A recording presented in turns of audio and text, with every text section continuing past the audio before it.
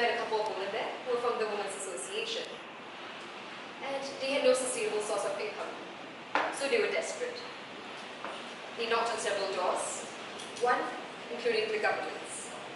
So in fact, the government really wanted to help them and gave them 15 sacks of rice and told them, here are the 15 sacks of rice, go make some money and roll out a sustainable business for yourselves. Easy, you might think, considering that rice is a staple diet in the Philippines.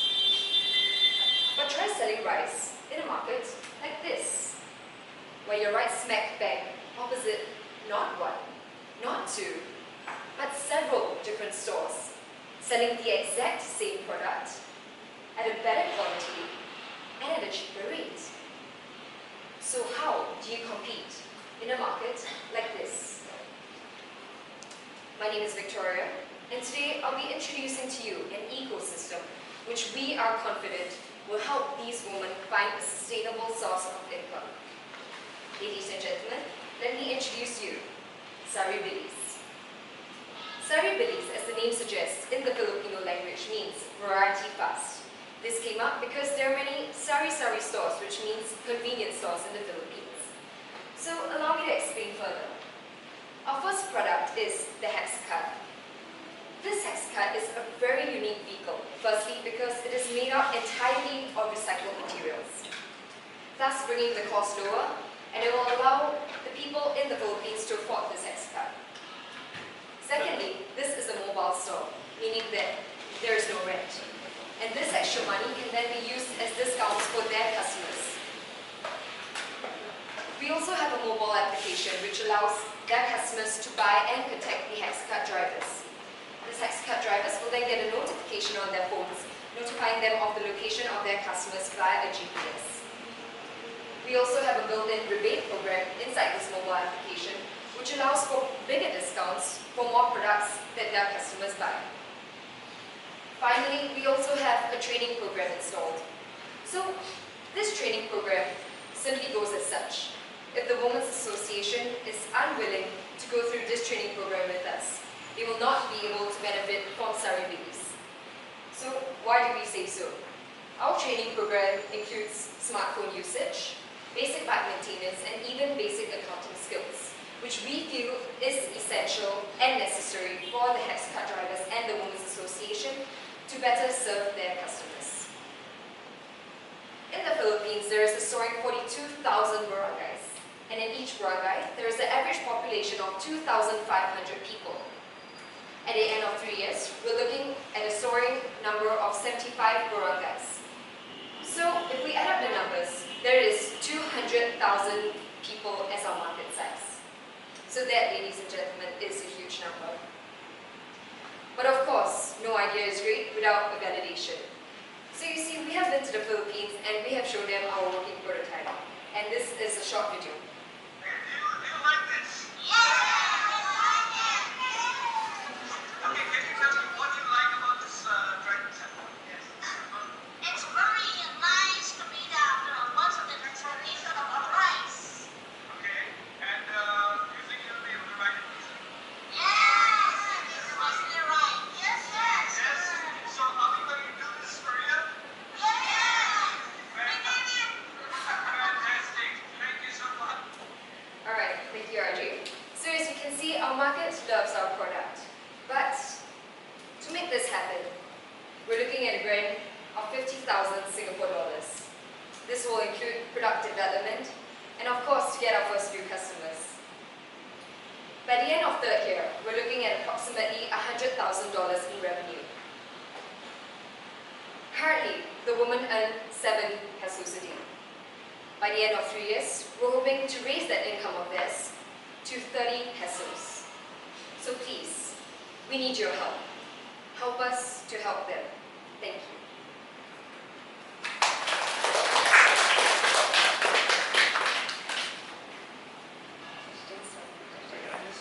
Summarize my understanding of what you're doing, right?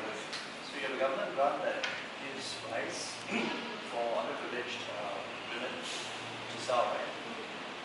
And then what you want to provide is a platform that has this vehicle for them to use at low rate or free, including this how to use the smartphone. basically how to run a rice merchant business, essentially. So a lot of it depends on them using smartphones to communicate with the clients, the customers. Do you know what the smartphone adoption rate in the Philippines is? Yes, we do. So actually the mobile penetration, as our research, in 2015 will be 50% in the entire Philippines itself. 50. Yes, 50%.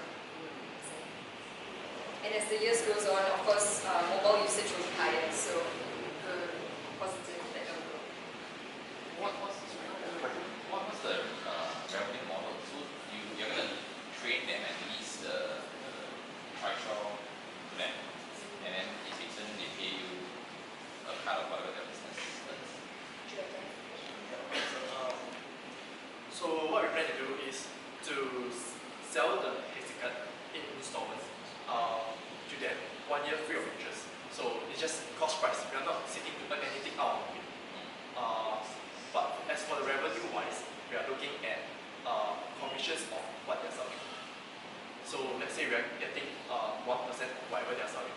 So that 1% will basically to help us to keep the business afloat, because we are not looking to earn a huge profit from them. Yeah, we're just there to make a change. Is there other restrictions on this kind of thing around? I mean, No. in Philippines, are they allowed to Yeah, peddle and sell? Oh yeah, yeah. it's very flexible. Very good, yeah. Okay. I think it's interesting, but so I'll give you an example of what DigiLand does in Thailand, right? So they sell a lot of hardware and stuff like that. So basically they got a government grant to kind of tax similar kind of issue of serving the underprivileged and blah blah blah, and kind of allow people to set up their own business and sell hardware devices. So it could be like power banks and all this kind of stuff in the suburbs. Yeah, so they allow them to kind of buy on loan with a bank loan and everything, this little tuk-tuk kind of thing, and drive it out to the suburbs to go into it. So I think what you're trying to do is, yeah, it's interesting. It's a little bit similar, yes, it's a little bit more high-tech, and it's really helping them to set up a business. So I think you can really do a little bit more into just rice and having a card and going to help these people, maybe getting more corporates, like CSR kind of initiative from corporations and stuff. So I do think we could put more into the idea itself. But having said that, the team is based here. You guys are all based here. How do you plan to execute this idea? Actually, we have already have some partners overseas in the Philippines, and we have worked with them before, and we've been actually on the ground before working with them. And we will be looking for more partners in the future too. Okay. So none of you guys are going to go there. But aside from that, The idea that's a came real from question. Singapore. So the idea came from Singapore, where someone is What we meant is we have already partners over there. We will be going there very frequently as well. But we already have partners on the ground itself to help us. Like for example, we have the local university at UST who hosted us. So they'll be helping us with building the Hexicard. Also, we have a local guide or person at UST What's the cost of one of them? for a Hexicard. The cost of the Hexicard is approximately 200 SGD. Converted to Philippines is 6,000 pesos. We use recycled materials to build the Hexicard to reduce the cost. So you're saying that the income is 7 pesos a day. Then how much are you going to decide cost over how long or period? 6,000 pesos. So what's the how many months period? where's the break-even point for them? So if they earn $7 a day, 365, they take 3 years to just pay you back the rental. Okay. 7 pesos is what they are earning now. Without our So if the rice trade and with the card, they probably can sell more things and earn a higher salary. yeah, correct. So right now, right, we are taking a baby step. We are looking at rice and rice-related product. But in long terms, we want them to change this Hexicard to actually not just selling rice or rice-related product. We are looking into FMCG as well. Yeah. So we have our long-term goal as well. But just that right now we're looking at rice. Yeah, they can sell a lot more things and earn a lot more than 30 pesos pesos, let's say three years period payback. So you're looking at about 2,000 pesos a year. Maybe, I don't know, divide by 12, that's 160. How are you gonna, I mean, they're earning 7 pesos right now. How are you gonna go from 7 to 160? You know what I mean? How does your, whatever you're offering to them, bump them up from 7 to about 160? I mean, very rough calculations. It's just to be able to pay you back in let's say 3 years a year. You know what I mean? Yeah. Yeah, the math, how does the math work for them? Because we calculated already. What we plan to do is, what they're having now, they are buying rice at this rate. So what we are doing is we are grouping all the peoples together. We are going to use the numbers to bargain with the rice supplier. So with these sheer numbers and bargain the rice supplier, we hope to bring the rice, the cost of the rice down a lot. So with this, right, they're earning more than 30 pesos a day. So it's easily to pay us back within a year. We did the calculation. So they have to band together, a few of them, maybe 5 or 6. Yeah, right now, first year we are looking at only 5 barangays, which is village. So just 5 itself, right? Average, we are taking a few thousand kgs a year. So with that, right, we can easily bargain. So who's recruiting the people that's going to sell all this? That's the association, the women's The association. women's association, yeah. So basically every barangay has a women's association. Okay. So as he said, in our first year we're looking at 5 barangays. The project that we did is we have already anchored down 3 barangays. So our next step, I guess, will be convincing the next 2 barangays. So there's a scaling issue if you're going to be building $200 pricing card itself. And there's really actually 2 business models that you are in. One is taking the communications part between the merchants and the merchants, you guys, and the customers versus and also the building the transport itself. You're putting 2 together. I'm wondering if you split these 2 apart. So either you are doing a just communication platform or you're just doing this card itself. Then my next question is the Philippines itself, is there already a lot of people running the haircut business? As in, they just go and buy themselves, cycle around and then sell it on. If there is that kind of population over there, you may not need something like what you need is a communication platform to link them up into one ecosystem itself. So maybe you can split that better about the ecosystem currently. Because currently in the Philippines, no other products like rice, selling rice, they have this hex card, no one. Everyone's just by the market in the stores kind of thing. So everyone has the same kind of competition. Yeah, so we're hoping to bring that out. So it's like a ninja event kind of concept. But you can put all your barang inside there and sell snacks. Yeah, because Okay, because yeah, they can do that. But what we are aiming to do is, like I said earlier, is to bring a change and make sure that everyone is able to afford rice on the table. Yeah, that's the main purpose, to be able to let the women association to earn that kind of income with our card, and as well as to link up.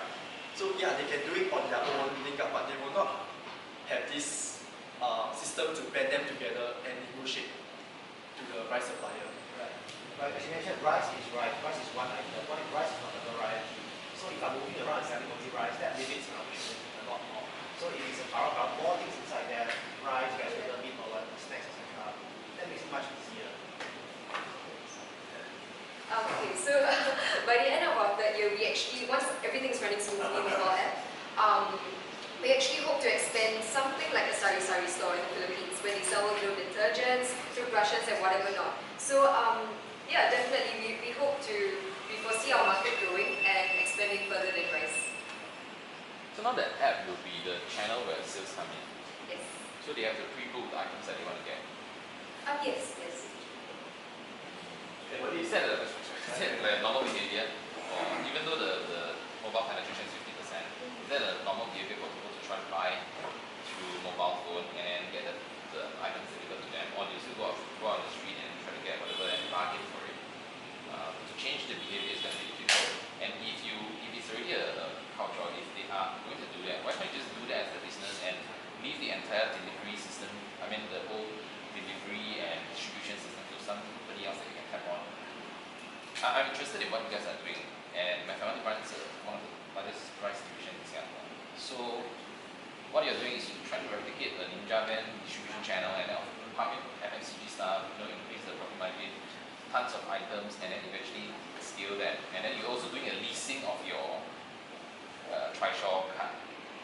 business and getting a percentage.